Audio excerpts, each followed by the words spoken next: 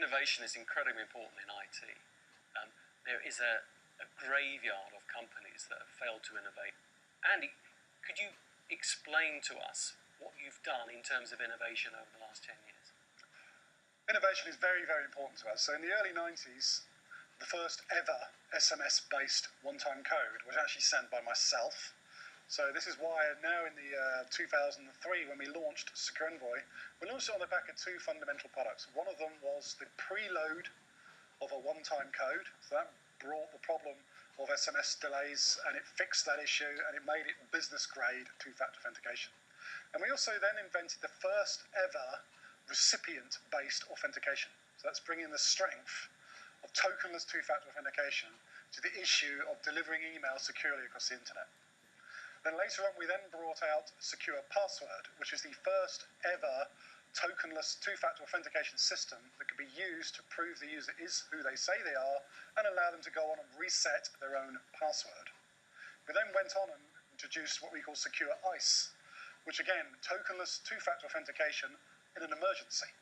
Because it's so easy to deploy this system, you can actually send out the deployment to up to 100,000 users in less than an hour, and therefore provision your entire office.